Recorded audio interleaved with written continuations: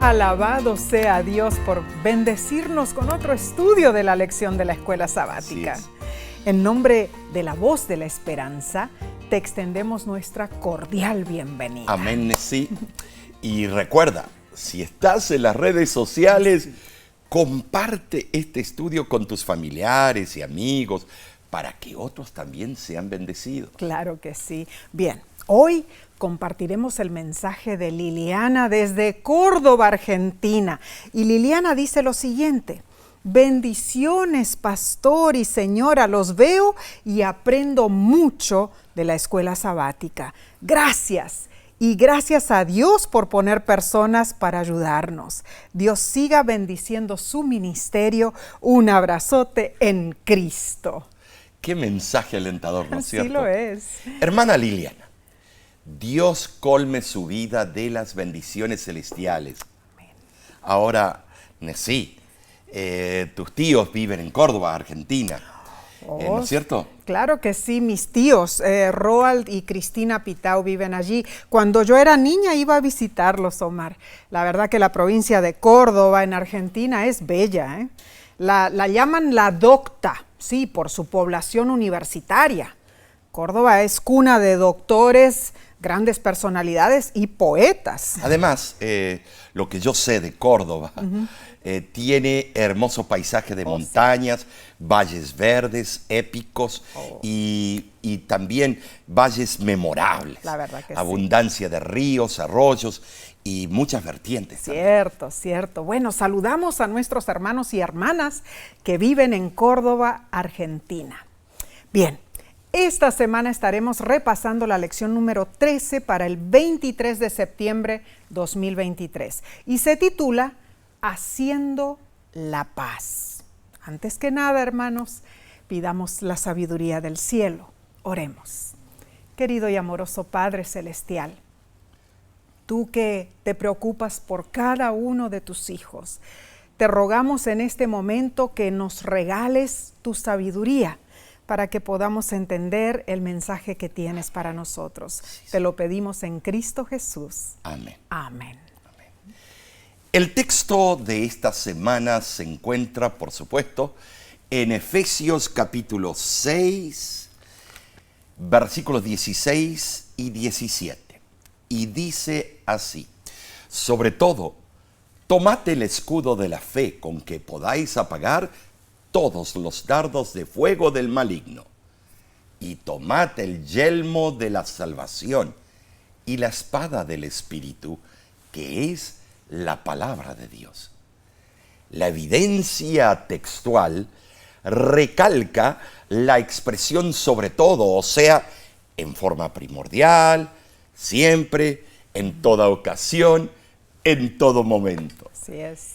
Esto podría indicar que debemos llevar puesta la armadura de Dios en toda circunstancia. Así es, así es. Y el autor de la lección menciona la obra clásica de John Bunyan, que se titula El progreso del peregrino. Resulta en la obra que cristiano es un hombre que hace un viaje aventurero por terreno agreste. Recorre colinas bañadas por el sol y valles oscuros. Su peregrinaje es una intrigante alegoría mezclada con el caballeresco suceso del ayer y el peregrinaje que nos lleva desde la ciudad de la destrucción hasta la ciudad celestial. La obra cuenta que Cristiano, el personaje de esta gran obra, fue escoltado a la armería de un palacio y se le mostró toda clase de armas que Dios había provisto para los peregrinos. Había espadas, escudos, yelmos y zapatos que nunca se desgastaban. Y había allí suficiente armamento como para enjaezar tantos hombres para el servicio del Señor como estrellas hay en el cielo en multitud. ¿Sabes, Nesí? En forma cautivante, la obra cuenta que antes que Cristiano emprendiera viaje, lo guarnecieron de pies a cabeza con una armadura impenetrable, Wow. por si tuviera que enfrentar ataques en el camino. Tremenda obra. ¿no? Cuando era pequeño, un niño, mi primer libro que me regaló después de la Biblia, mi padre, fue este, Wow, El tremendo. progreso del peregrino, que ha sido aclamado como una de las más grandes obras maestras de la literatura del mundo. John Bunyan escribió esa obra mientras estaba en la cárcel en 1678. Nos recuerda un documento escrito alrededor de unos 1600 años antes por el apóstol Pablo. Cierto. La epístola a los Efesios, que también fue compuesta desde la prisión. Sí. Así Hay fue. mucha similitud entre los dos. Claro que sí. Es que Pablo imaginó un ejército enorme, o sea, la iglesia, visitando el arsenal de Dios y vistiéndose con la panoplia divina. Panoplia, ese es el término griego para una armadura completa de pies a cabeza, ¿no? Tremendo. En verdad, ese arsenal de Dios contiene suficiente armamento, hermanos, y de la mejor calidad para que cada soldado del ejército esté revestido completamente de acero mientras se dispone a hacer la paz. Esto es muy interesante. Y la semana pasada vimos cómo Pablo nos exhorta con un grito de guerra a estar listos para la batalla. En marcado contraste, esta semana se basa en la paz. Pero, ¿cómo libramos la paz? ¿Qué es lo que realmente resuelve ese conflicto? ¿La guerra o la paz? ¿Y cómo se relaciona todo esto con los asuntos del gran conflicto entre el bien y el mal? Claramente, Pablo vio el conflicto cósmico muy vívidamente. Pero cuando Pablo, quien había sido Saulo, conoció a Jesús en el camino a Damasco, tuvo que tomar decisiones serias. Debió cambiar muchas de sus ideas. Debió aprender algo diferente a lo que él estaba acostumbrado. Omar, me imagino que Pablo necesitó muchísimo esfuerzo para cambiar de paradigma, ¿no es cierto? Tremenda. Más que nada, el cambio debía ser radical en cuanto a cómo él lo consideraba a Dios. O sea, en lugar de ver a un Dios que se deleitaba en la persecución de los cristianos, Pablo ahora tuvo que conocer al verdadero Dios revelado en Jesús. Y muy bien dicho en sí, porque solo así Pablo pudo llegar a ser un verdadero embajador de Cristo. Muy cierto. Porque antes él era muy celoso de Dios, pero era perseguidor y asesino. Hechos 22:3. Pero ese celoso era celoso de un Dios. Ajá. Tal como lo representa el adversario. Oh, pero esta es una nota de advertencia para nosotros. Así lo es. Hermano, hermana, podemos estar llenos de una mentalidad misionera, como lo estaba Saulo antes de su conversión, listos para dar palos y machetazos a todo el mundo.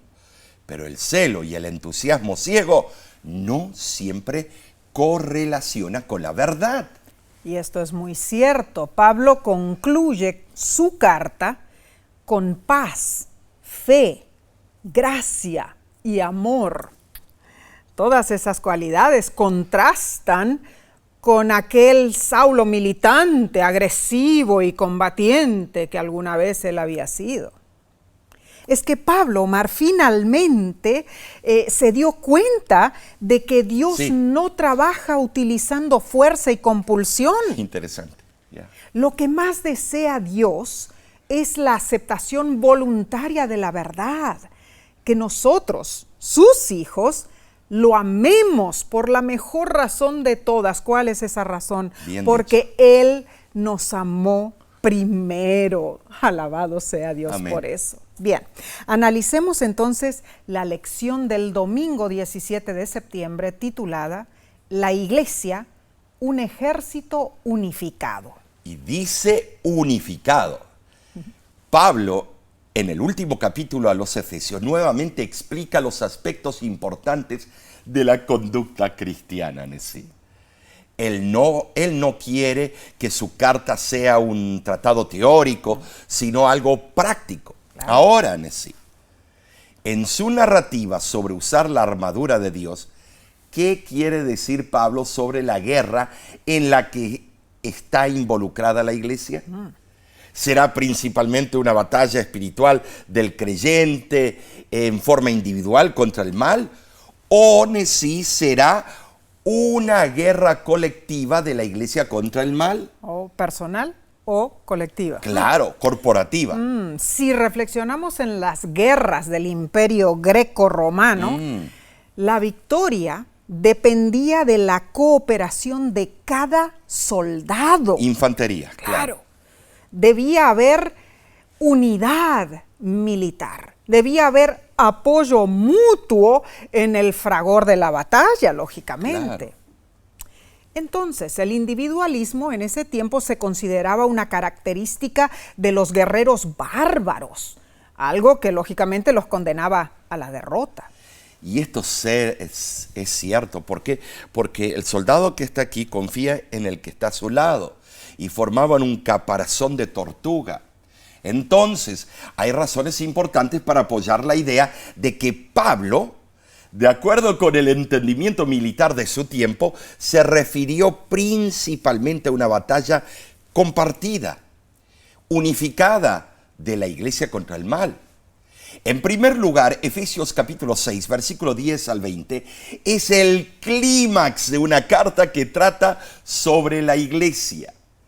Sería extraño que Pablo concluyera su carta con la imagen de un guerrero cristiano solitario, luchando hurañamente contra los enemigos de las tinieblas. En segundo lugar, al final del pasaje, Pablo hizo un llamado a la oración por todos los santos, destacando la camaradería, la confraternización cristiana. Y en tercer lugar, algo significativo. Anteriormente, cuando Pablo habló de los poderes del mal, los colocó frente a la iglesia, no solo frente a un creyente individual. ¿Saben de sí? En Efesios capítulo 3, versículo 10, dice: para que la multiforme sabiduría de Dios sea ahora dada a conocer por medio de la iglesia a los principados y autoridades en lugares celestiales. No hay duda, no hay duda. Pablo se refiere a una iglesia unificada, claro, no dividida y peleándose entre sí misma.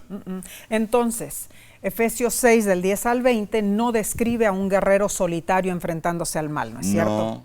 Más bien, describe a la iglesia unida como un ejército, ¿no es pero cierto? sí, cuando estamos en un partido de fútbol y tenemos los individualistas que se llaman comilones, porque tienen mucha habilidad, arruinan el resto del equipo. Y generalmente ese equipo va a perder. El equipo tiene que estar unificado entonces, con un ¿cuándo? mismo fin.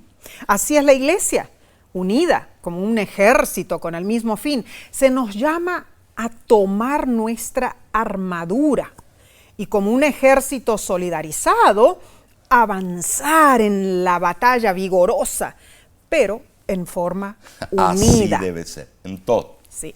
Pablo eligió concluir su énfasis en la iglesia.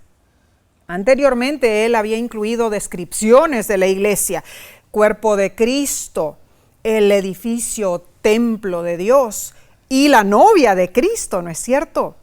Ahora, con una metáfora final, la iglesia es representada como el ejército del Dios viviente. Debemos entender algo. Tenemos que entenderlo bien. Siendo que nos acercamos al día malo, así lo dice Efesios 6:13, a las etapas finales de la larga batalla contra el mal, no es tiempo para estar confusos sobre nuestro compromiso con Dios o nuestra lealtad mutua como compañeros, como soldados de Cristo. ¿Saben? Sí, como fieles adventistas del séptimo día, estamos involucrados en el conflicto cósmico de la gran controversia. Así es. Esto es algo relevante, importantísimo de comprender y aplicar a nuestra vida personal. Sí lo es. El doctor en teología Herbert Edgar Douglas, autor reconocido de la Iglesia Adventista, escribió el artículo El tema del conflicto de los siglos, lo que significa para los adventistas, en la revista Ministry de diciembre de 2000. Artículo. Yeah. Douglas explicó lo siguiente. Para los adventistas del séptimo día, el tema de la gran controversia es el concepto central que aporta coherencia a todos los temas bíblicos. Trasciende las antiguas divisiones que han fracturado a la iglesia cristiana durante siglos. Trae paz a los adversarios teológicos que de repente ven en una nueva armonía las verdades que cada uno había estado defendiendo vigorosamente. Aquí radica la singularidad del adventismo. Esa singularidad no es algún elemento particular de su teología.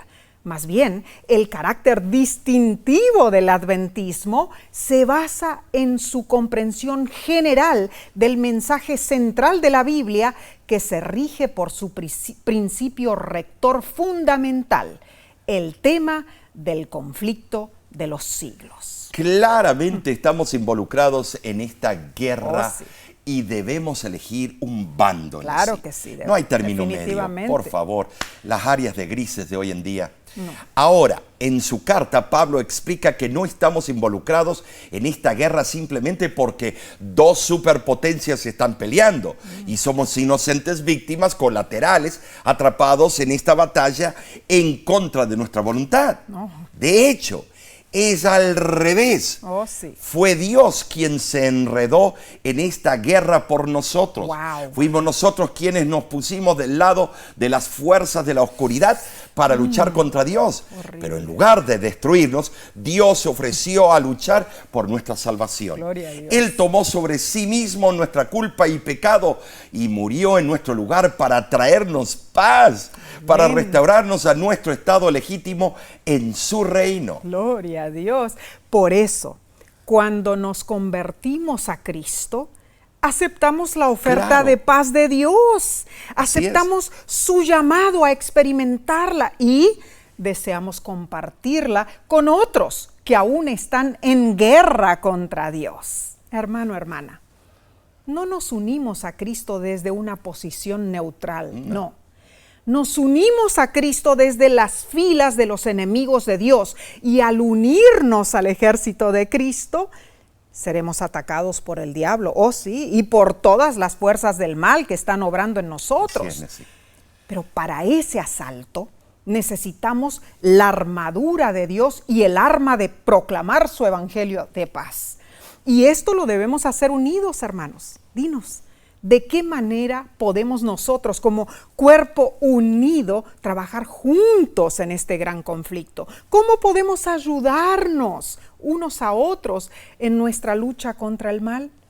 El conocido dicho lo afirma: la unión hace la fuerza. Hace la fuerza. Unámonos como iglesia y juntamente con Cristo venceremos. Bien, seguiremos estudiando en unos instantes. Volvemos enseguida.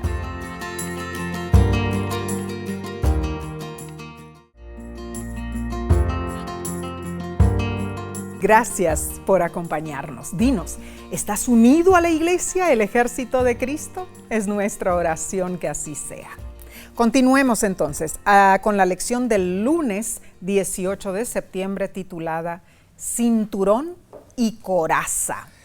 En estas dos prendas de la indumentaria militar se basa la inicial preparación para la batalla contra el mal. Así es.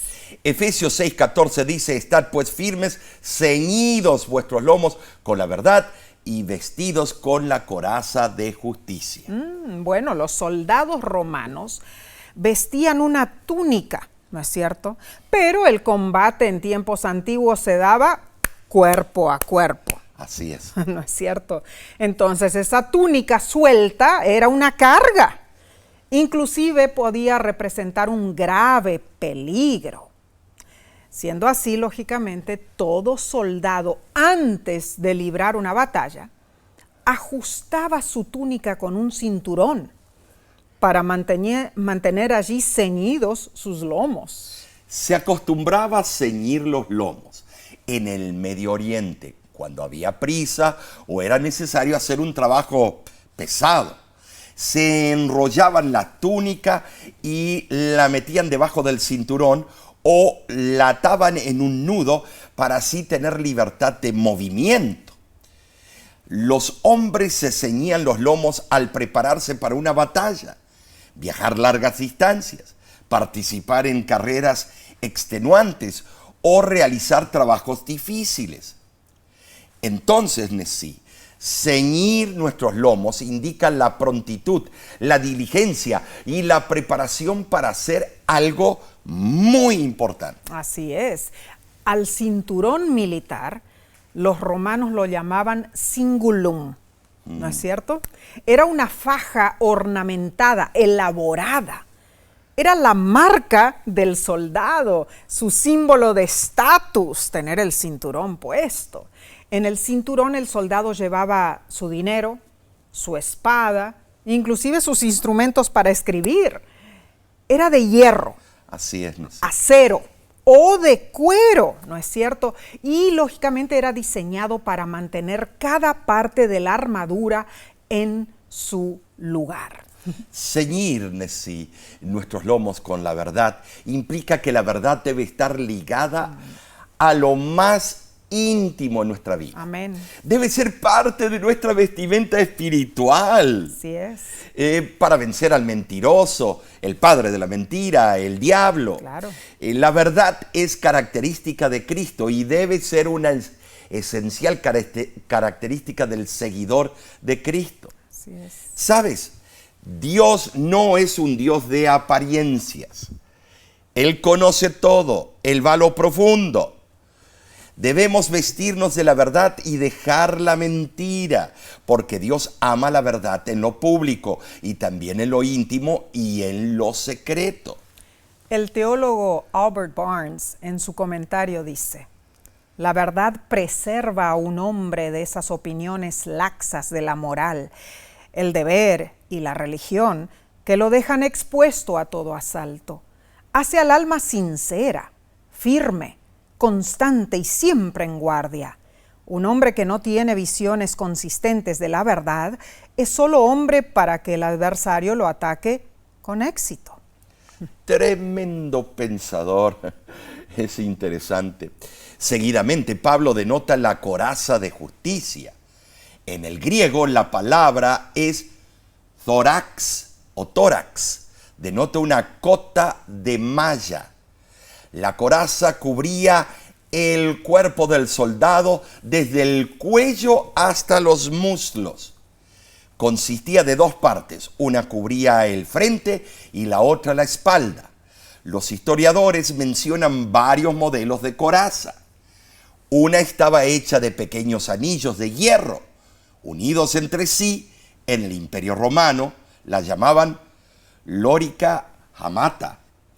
Otro modelo de coraza era la lorica segmentata. Consistía en varias placas de hierro unidas por tiras de cuero.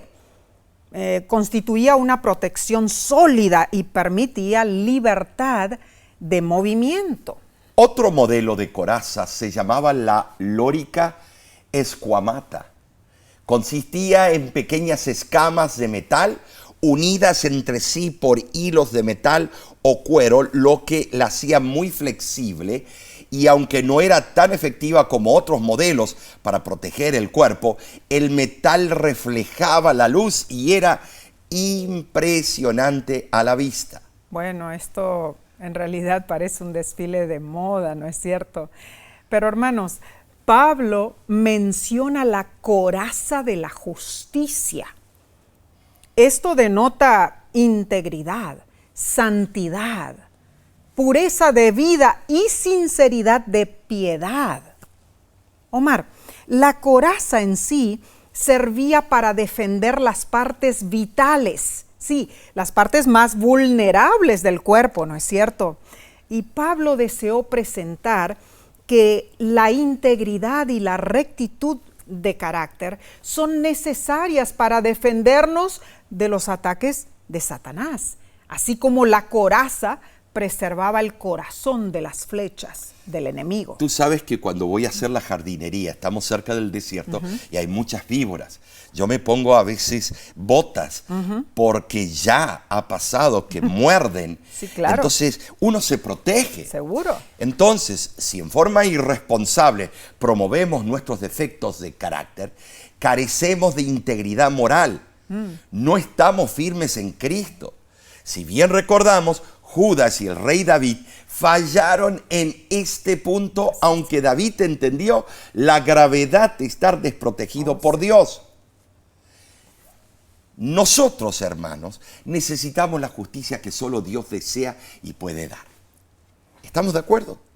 El ser justo no es algo autóctono del ser humano, es un regalo de Dios al que cree en Él. Ahora, esto no significa que permanezcamos abstractos o que seamos observadores distantes, sin ningún impacto transformador en nuestras vidas, no. Debemos vestirnos de la verdad y la justicia de Dios para experimentar y para utilizar este don divino. Amén.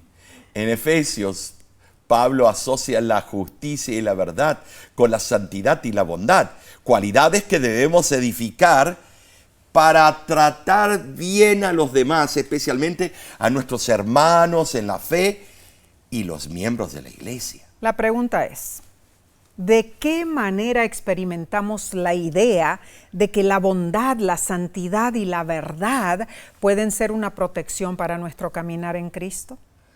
Medita en esto y aplícalo en tu vida, hermano, hermana. Omar, la batalla es real. Claro.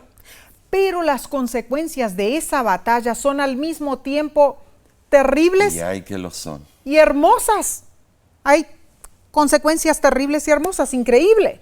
Debemos ser puros y santos si queremos vencer el mal. La epístola a los Efesios concluye como empezó, con el amor incorrupto, es decir, con el amor puro y eterno de Dios. Qué bueno. Amén. Bien, entonces pasemos a la lección del martes 19 de septiembre titulada Sandalias, la iglesia hace la paz. Oh, qué interesante. Sandalias, la iglesia hace la paz. ¿Por qué? Cuando pensamos en un calzado, a algunos les importa el diseño, el color y la calidad. A ver si tiene el logo, ese famoso que vemos por la televisión. Cierto. Pero para un soldado, el calzado debía ser funcional y cómodo. Claro que sí. El doctor Mark McVeigh, autor de la lección, dice que un soldado romano preparándose para la batalla se ponía un par de resistentes sandalias militares que apoyaban el tobillo y todo, lo tenía en su lugar.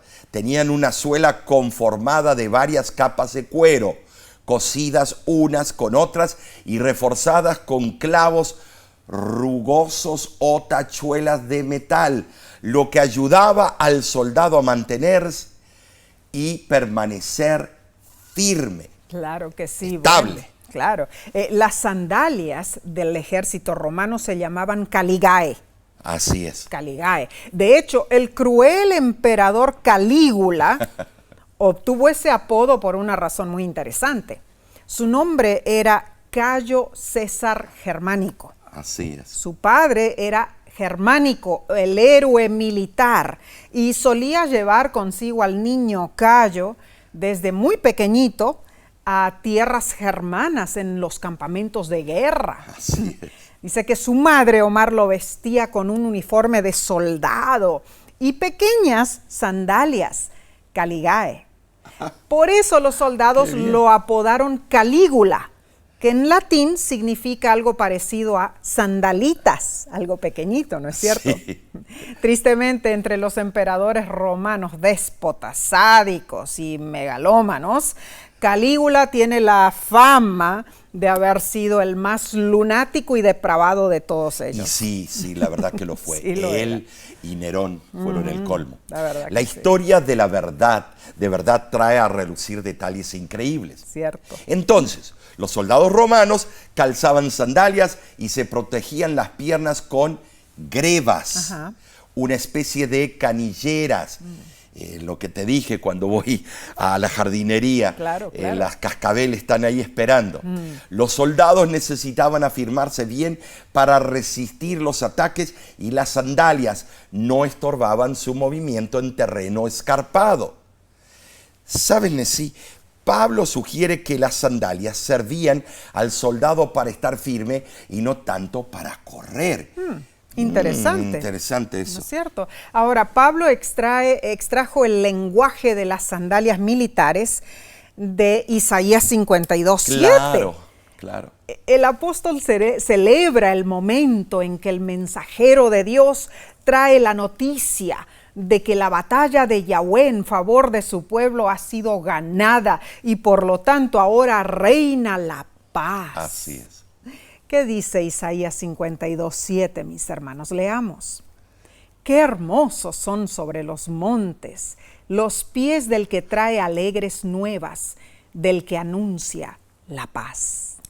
Pablo mantuvo viva la historia del Evangelio del rescate divino y su obra creadora de paz.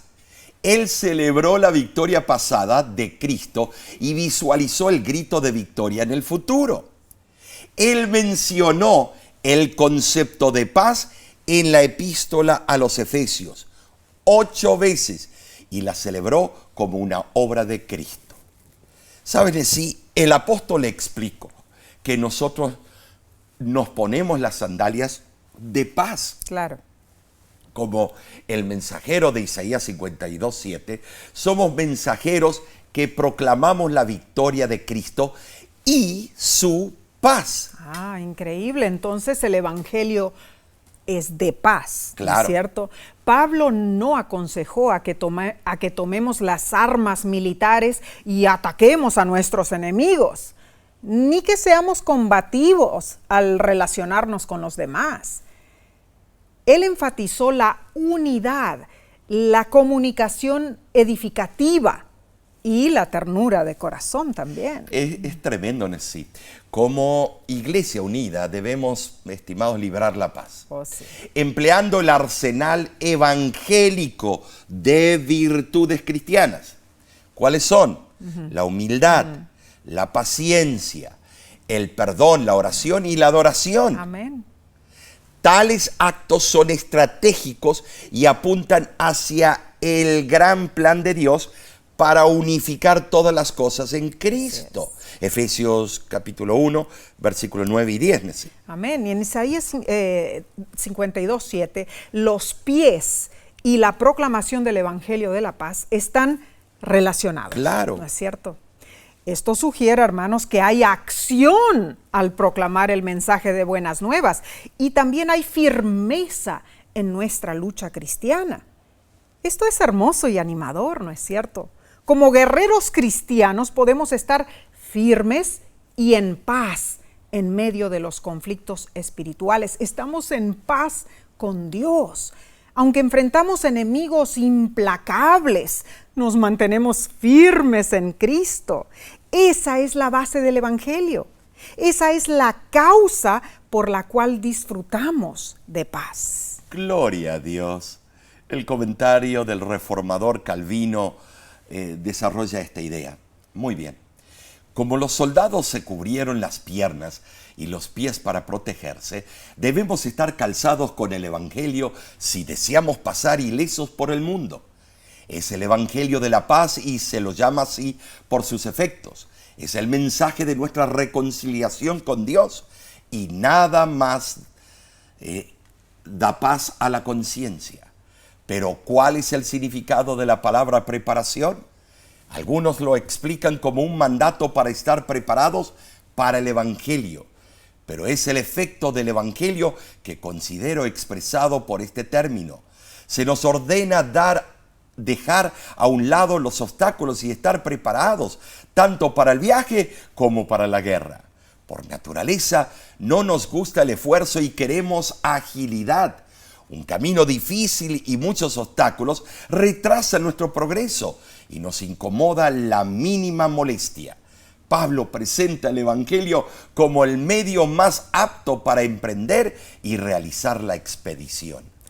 Para mantenerse firmes en las peores condiciones, los soldados romanos en realidad usaban las caligae, las sandalias claveteadas. Y para nosotros, para mantenernos firmes en Cristo, nos ponemos las sandalias del Evangelio. Hay una cita de la hermana White, fue escrita el 28 de julio de 1899 para la revista de la Unión Australiana de la Iglesia Adventista, y dice: Dios nos llama a ponernos la armadura, pero no queremos la armadura de Saúl, sino la armadura de Dios. Entonces podremos hacer la obra con corazones llenos de ternura, compasión y amor, tal como Cristo. Hermano, hermana, debemos estar preparados para cualquier situación. Debemos ponernos las sandalias del Evangelio y toda la armadura, pero no la armadura de Saúl, sino la armadura de Dios. Bien, continuaremos entonces con el estudio del miércoles. Lo haremos en unos segundos. Volvemos enseguida.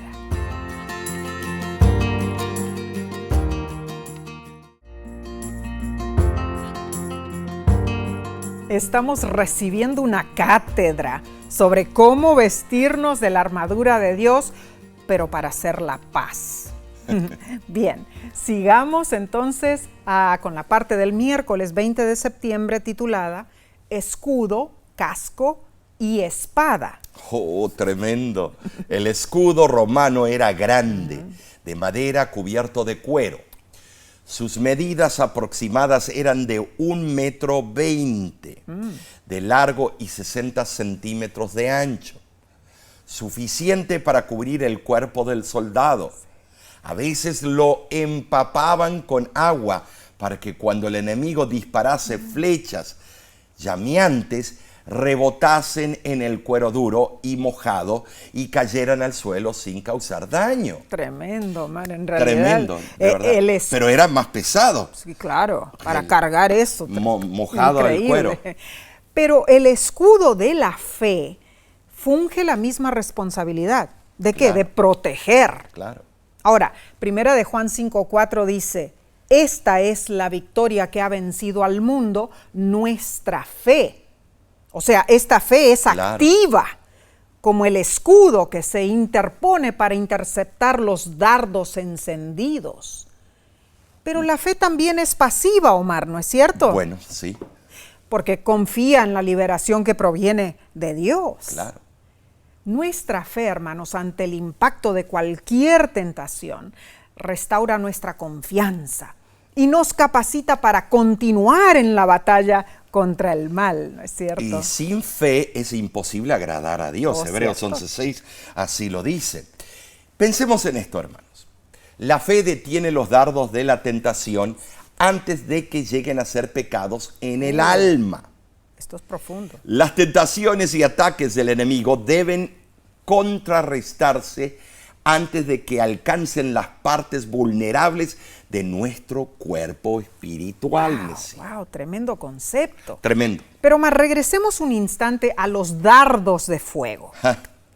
En la antigüedad se utilizaban flechas cubiertas con combustible, sí, como estopa y brea, ¿no es cierto? Claro. Se le prendía fuego al dardo para que incendiara cualquier punto en donde cayera. Esto es apropiado para describir la fiereza de las tentaciones que nos sobrevienen, hermanos. Tremendo. ¿Cuáles? Temor, desánimo, impaciencia, pensamientos impuros, enojo y demás. Pero hay algo fantástico y hermoso. Cuando nuestra fe está en Dios, sostenida en alto como un escudo, detiene esos dardos encendidos y hace que caigan inofensivos al suelo. Y esto es cierto.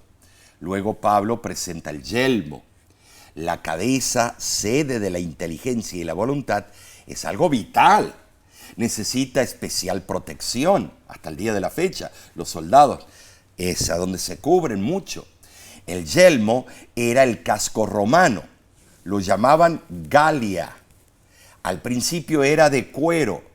El poeta lírico latino Sexto Propercio presentó a Rómulo llevando una galia lupina, un casco de piel de lobo, y los vélites romanos, soldados de infantería ligera, portaban la piel de lobo encima del casco. Para el año 100 después de Cristo, el estilo de yelmo varió en diseño. Tenía una concavidad redondeada con una parte superior aplanada. Los protectores de las mejillas, orejas y cuello eran de hierro y bronce. Sobre el casco había una cresta.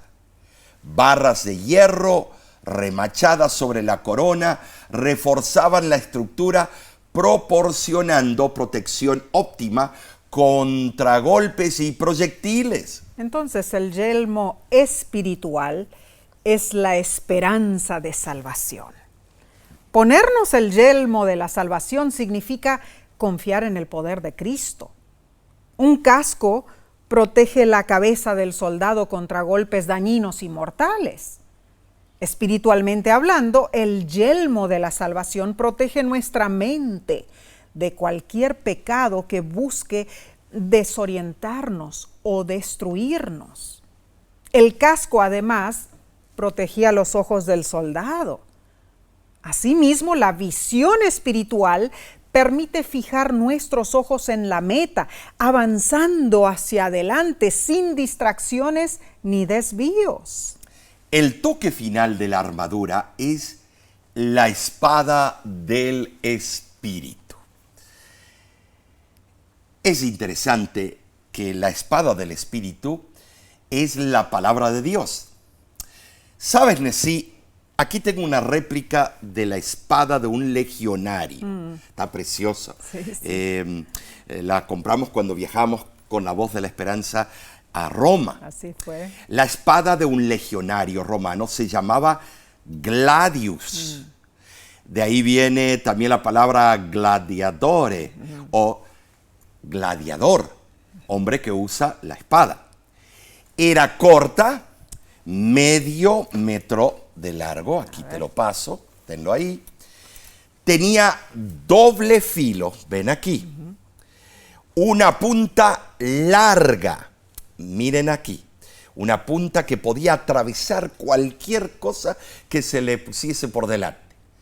Con una estocada vigorosa, penetraba cotas de malla, haciendo al soldado casi invencible. Tremendo, en verdad. Los legionarios romanos daban veloces y cortas estocadas con su espada y causaban heridas serias mortales en el abdomen, pecho y púbix.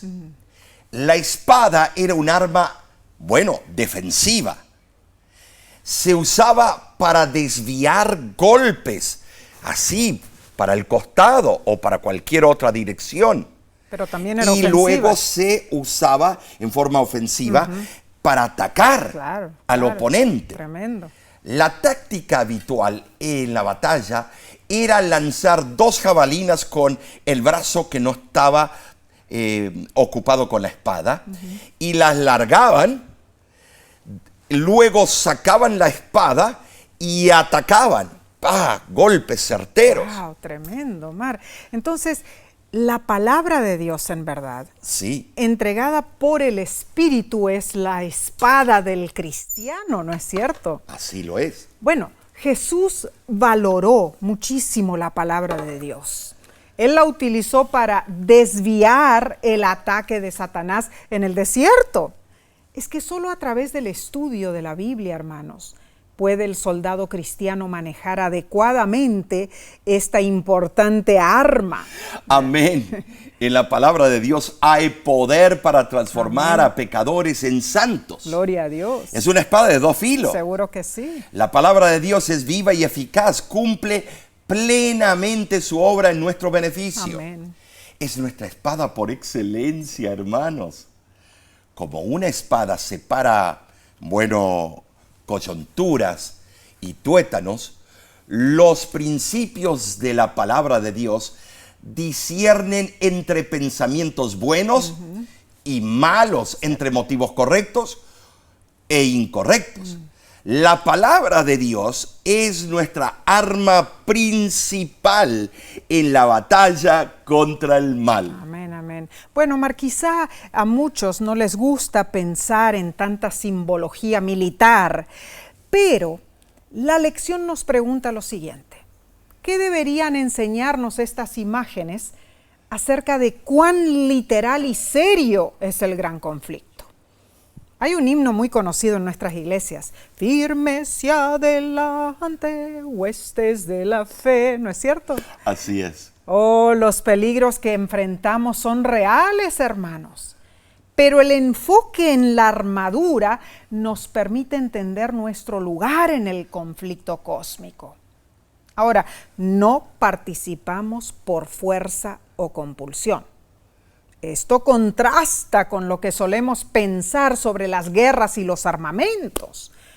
No nos imaginemos a nosotros mismos como soldados equipados con chalecos antibalas y empuñando una espada. No, mis hermanos, debemos ir más allá de nuestras ideas preconcebidas. Necesitamos recordar que la batalla le pertenece a Dios, que esta es una guerra para vindicar su carácter. Bien, vayamos entonces al estudio del jueves 21 de septiembre, titulado Practiquemos la oración del campo de batalla.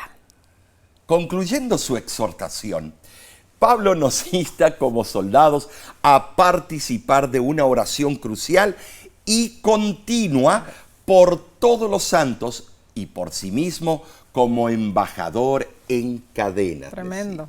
Tremendo. Este llamado a la oración es una extensión de las imágenes militares. Claro que sí. En verdad, la oración era una práctica común en el antiguo campo de batalla. ¿Sabes? Un ejemplo bíblico se encuentra en 2 de Crónicas, capítulo 20, versículo 18. Después de la exhortación militar de Jaasiel, el rey Josafat llevó a todo Judá y a los habitantes de Jerusalén a postrarse ante el Señor y adorarle. Muy interesante en realidad. Aunque la oración no es una séptima pieza de la armadura, sí es parte integral de la metáfora militar de Pablo. Él nos pide que participemos en oración ferviente, urgente y perseverante por todos los santos. Si nosotros y la iglesia hemos de tener éxito en nuestra batalla contra el mal, hermanos, necesitamos practicar la dependencia de Dios y orar. Ahora, la segunda petición de oración de Pablo es por sí mismo. No es egoísta. Pidió que sus hermanos cristianos orasen para que Dios le concediera el mensaje correcto. Dijo, que me sea dada palabra en el momento oportuno. ¿Cuándo? Al abrir mi boca para compartir el mensaje correctamente. ¿Cómo? Con denuedo, para abordar un tema importante. ¿Cuál? El misterio del Evangelio. Oh, el misterio del Evangelio. Se refiere a lo que podríamos llamar el secreto a voces de la intervención de Dios para redimir a los gentiles y judíos, creando una nueva humanidad en Cristo. Omar, en realidad en el Nuevo Testamento hay varios llamados a la oración, ¿no es cierto? Así es. Filipenses 4:6 dice, por nada estéis afanosos, si no sean conocidas vuestras peticiones delante de Dios en toda oración y ruego con acción de gracias. No hay nada demasiado pequeño que Dios no lo advierta, hermanos. No hay nada demasiado grande que Dios no pueda hacerse cargo. Y sabes, Nesí, en Primera de Tesalonicenses, capítulo 5, versículos 17 y 18, dice lo siguiente: orad sin cesar. Pablo no se refiere a hablar sin parar. No, seamos claros, sino a una actitud de conciencia, una constante redención personal a Dios, un estilo de vida. Estimados, debemos vivir cada momento conscientes de que Dios está con nosotros, que Él está activamente involucrado en nuestros pensamientos y también en nuestras acciones. Entonces, al usar la metáfora militar y la necesidad de perseverar en la oración, Pablo revela dos verdades. Número 1, la amenaza de una batalla espiritual contra enemigos sobrenaturales es terrible y real. Y número 2, la promesa de Dios de fortaleza espiritual y victoria se ilustran con imágenes militares. Y la oración perseverante nos brinda la oportunidad de prestar atención a esa promesa, de celebrarla y de agradecer a Dios por los maravillosos recursos de su gracia. Hermano, hermana, quizá veas división y guerra por doquier. Pero debemos preguntarnos, ¿qué dardos encendidos están siendo lanzados en tu dirección? ¿Cómo puedes asegurarte de tener bien puesto el escudo de la fe para extinguirlos? Y sabes, Nesí, la pregunta más importante, ¿cómo puedes traer paz a este mundo lleno de agresión y violencia? Hay una manera innegable para lograrlo. A ver. La hermana White lo explica en su libro La Educación Cristiana, página 99. Inés, sí, tú lo tienes aquí en la computadora. ¿Lo podrías tú leer? Seguro que sí. Dice así: la unidad de acción es necesaria para el éxito. Un ejército en batalla se vería confundido y derrotado si cada soldado entrara en acción de acuerdo con sus propios impulsos, en lugar de hacerlo en armonía, bajo la dirección de un general competente. Los soldados de Cristo deben obrar en armonía. Unas cuantas almas convertidas, unidas por un gran propósito bajo la dirección de una cabeza, obtendrán victorias en cada encuentro. Oh, esto es tremendo. No hay duda. La unión hace la fuerza. Amén. Pablo pinta un glorioso ejército unido, de valientes soldados de Dios, amén, no de cobardes, amén, amén, que se quedan durmiendo la siesta en la casa, sino los que van a la delantera, equipados para su misión. ¿Cuál es la misión de este ejército? Proclamar un mensaje divino que trae paz.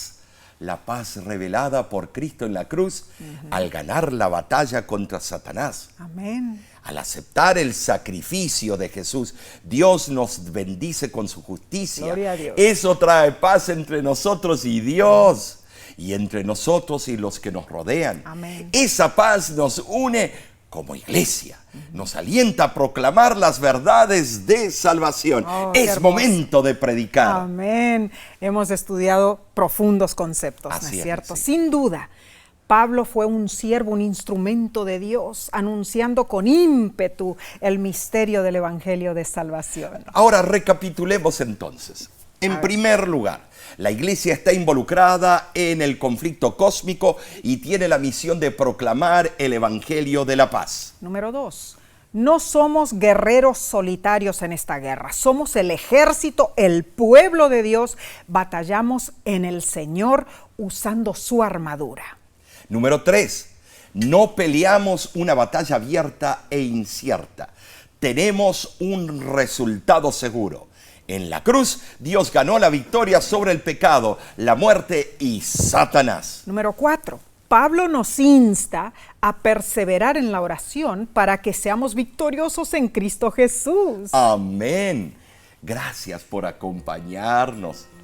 Te invitamos a conectarte nuevamente por este medio porque la lección de la semana que viene será la última de este trimestre. Claro que sí. Y estará interesantísima, resumiendo todo el trimestre. Lleva por título Efesios en el corazón. Acompáñanos nuevamente y no olvides compartir estos estudios con tus amigos y familiares. En nombre de la Voz de la Esperanza agradecemos tu apoyo. En verdad, el ministerio La Voz de la Esperanza es una entidad oficial de la Organización Mundial de la Iglesia Adventista del Séptimo Día. Si deseas, puedes visitar nuestra página lavoz.org para obtener más información. ¿Sabes? Tu ayuda financiera y tus oraciones son muy apreciadas. Amén. Te extendemos un fuerte abrazo y a través de la distancia te decimos, Dios te bendiga y te guarde. Nos vemos la próxima semana.